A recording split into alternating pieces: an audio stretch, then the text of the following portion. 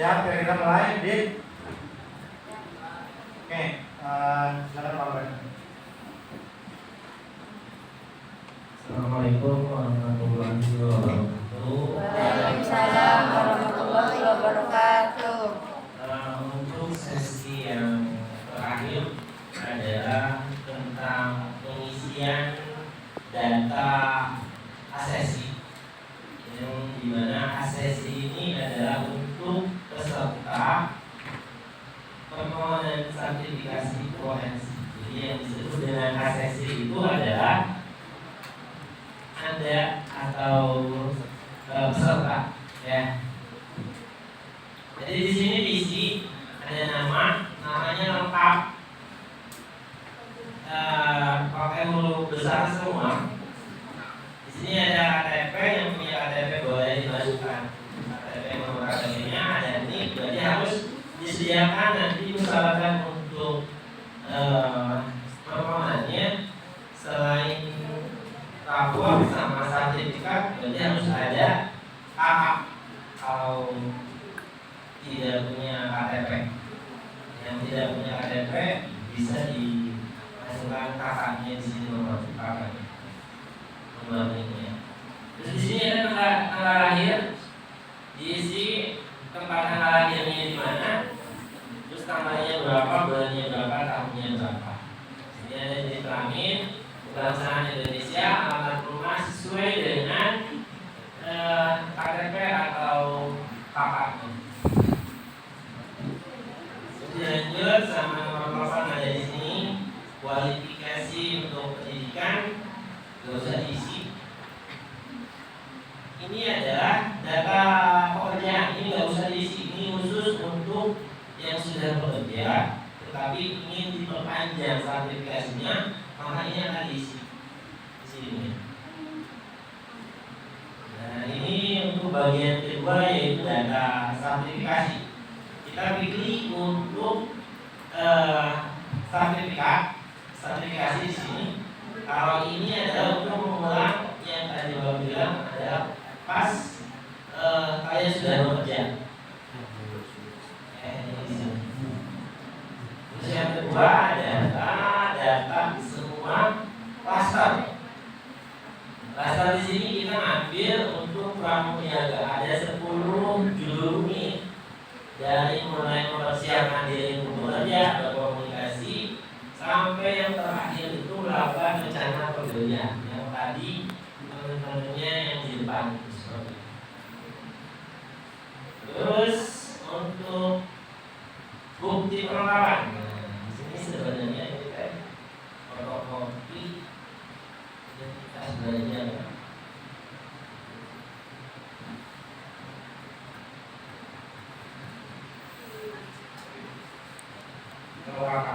Rapor sama sertifikat PKL kalau pakai ini, dan dimana waktu yang kemarin, tahun yang kemarin itu kelas 3, yang sekarang itu 6 bulan untuk pakai ininya. Sama beda Bu, yang pakai yang kemarin 6 bulan atau sama ya? 3 bulan itu yang paling baru.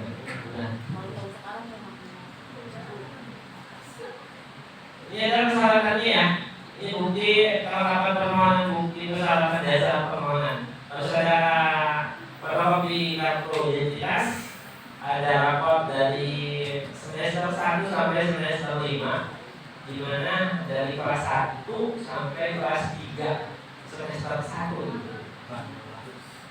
Ini udah harus yang terbaru. Jadi semua remedial harus sudah selesai semua. Kalau misalnya belum selesai, berarti dia tidak memenuhi persyaratan yang ada di sini.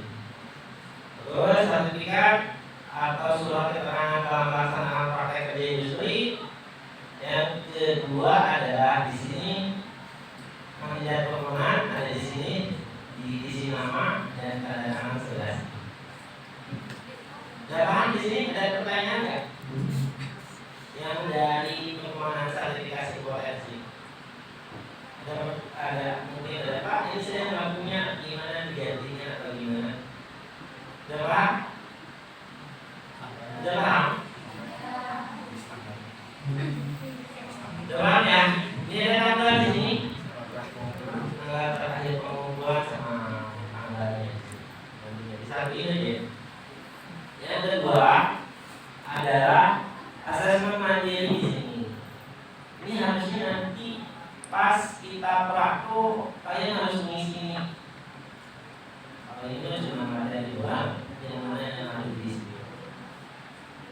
kalau nanti pas sekolah baru Bapak edarkan surat permohonannya ya.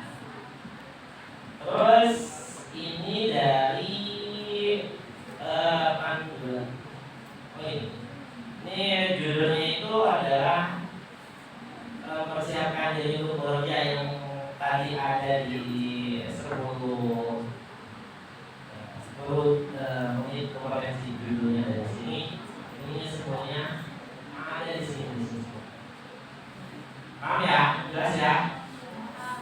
Kita lanjut lagi. Sebenarnya sebenarnya aku di sini.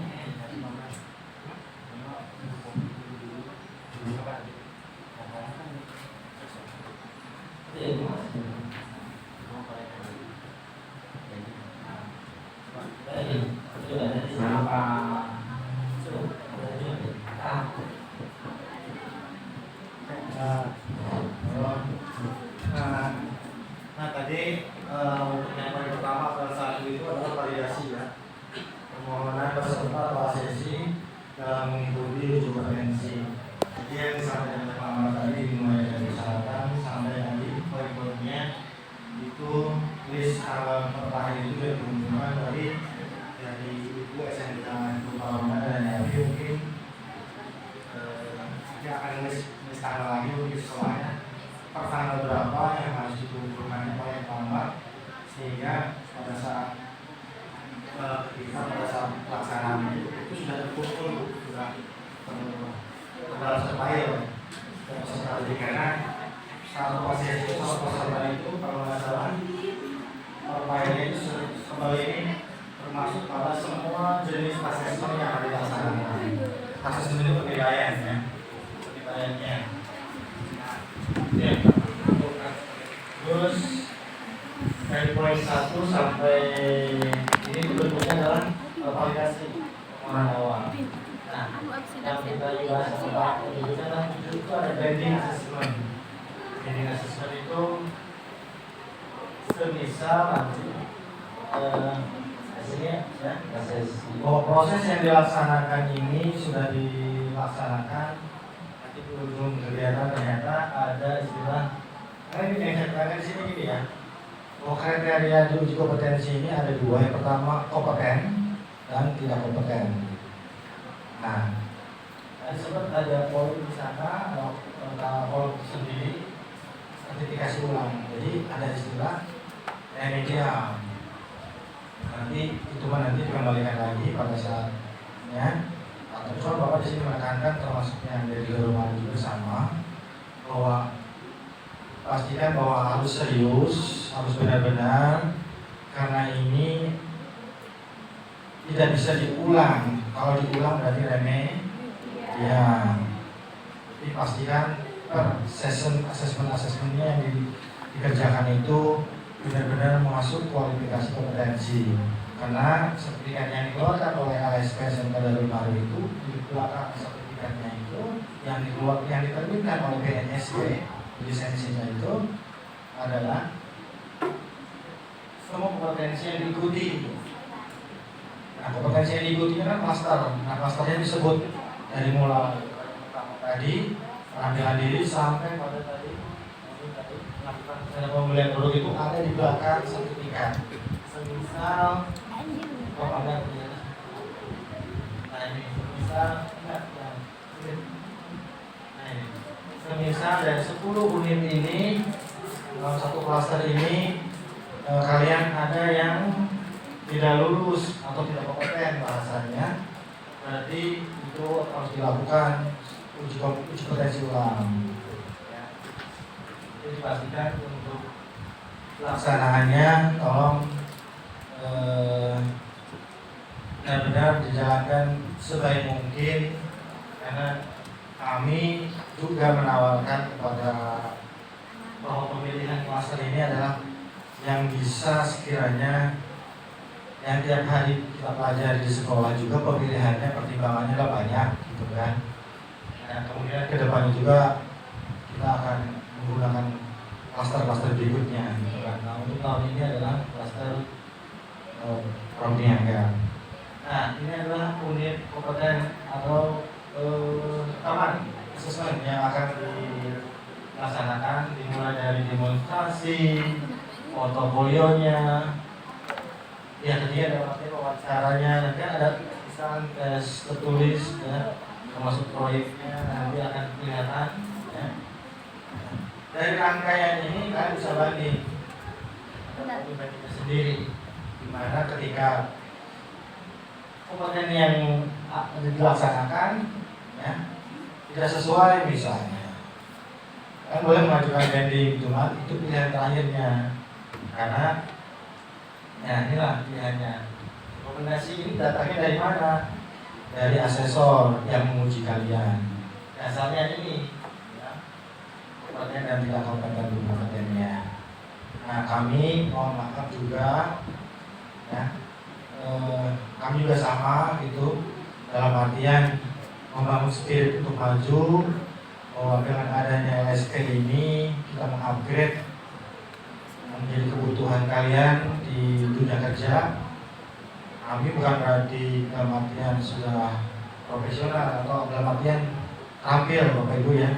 Kita sama-sama bekerja dalam satu profesi dan bidang yang sama, bahkan potensi yang sama. Spiritnya itu yang dibangun adalah menciptakan peserta didik yang siap dalam artian terampil, karena tanggung jawabnya itu bukan sama sekolah, bersama yang Maha Kuasa.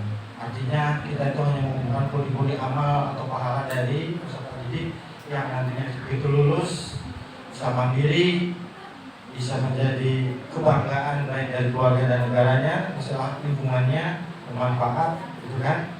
Jadi ini menjadi rujukan salah satu usaha baik dari sekolah maupun kami, gitu kan, sebagai guru-guru kalian membangun spirit untuk maju dan berkembang.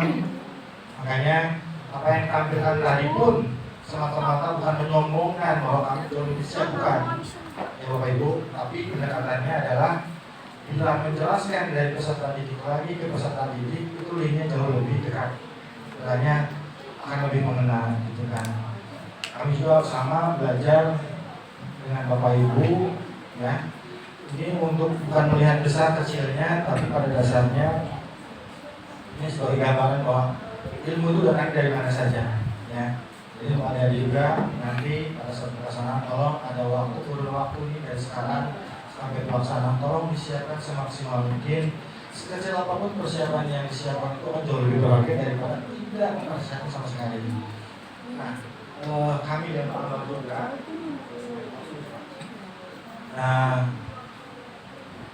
membiasakan diri tampil siswa di depan, berbicara itu bahkan sedari awal, dengan harapan kemandirian itu adalah terlihat, tervisualisasikan dari dengan mereka yang bicara di depan saja. Itu membuat kami yang mengajar itu bahwa setidaknya mereka itu mampu, gitu kan, dengan dirinya sendiri maupun melalui bimbingan kami sebagai guru. Nah, kami terus di kelas mengajarkan, bukan hanya hanya menerima saja. Kadang kami sebenarnya kami itu dengan siswa teman sendiri, makanya kelihatan saya yang kami kan meskipun dengan batasan sendiri Bapak Ibu ya, ngobrol-ngobrol dalam artian kedekatan ini diciptakan. Makanya ketika yang tampilan hari ini, maaf bukan yang disiapkan sebelumnya kemarin malahan, tapi sebelumnya dengan rincian sebelumnya memang kami siapkan dari kelas 1 memang, bahwa anak PM itu kalau nggak bawel, kalau nggak cerewet, bukan PM atau bukan BDP, itu prinsip saya. Makanya kalau anak itu serius, banyak ngomong, saya senang malah. Makanya ya mungkin itu pendapat saya dengan tambah mungkin ya, bahwa yang masuk kategori jurusan BDP itu harus cerewet, kalau nggak cerewet bukan BDP, masuk kayak saja. Itu prinsip saya. Makanya saya disiplin kelas juga. Kalau untuk menyanggah depan dulu nggak masalah, tapi hanya batas pakai ini. Nah itu, jadi mohon maaf sebesar-besarnya dari penyampaian kami dari awal hingga per hari ini, meskipun rencana awal kita 2 hari Pak, ya, tapi sebagai dokumentasi kami minta hadir termasuk. Nah, seandainya nanti perjalanan nanti ada hal-hal yang ingin dilaksanakan apa boleh nanti Akbar atau saya sebagai guru dan mohon adik perhatian dari Sangga Darul Malik SP. Kami bukan manusia sempurna, terus juga dalam artian masih belajar dan terus memperbaiki baik dari guru dan siswanya.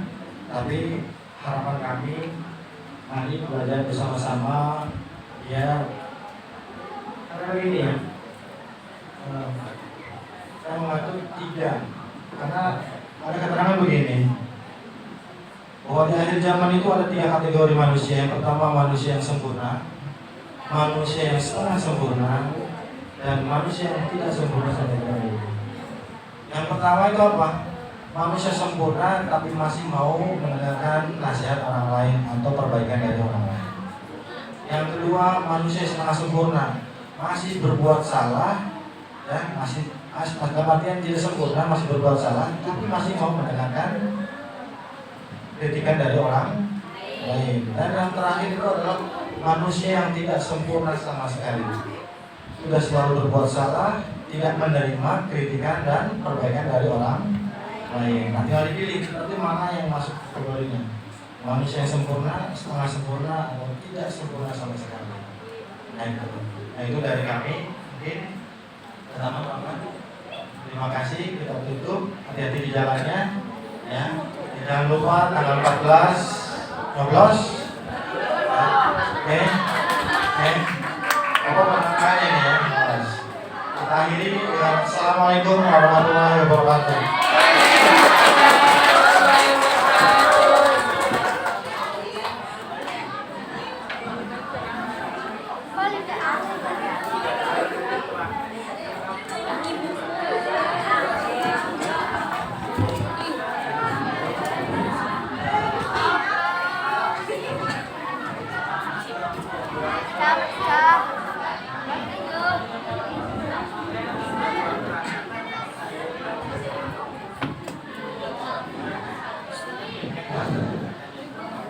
Yang siswa yang tidak dapat yang mana dulu?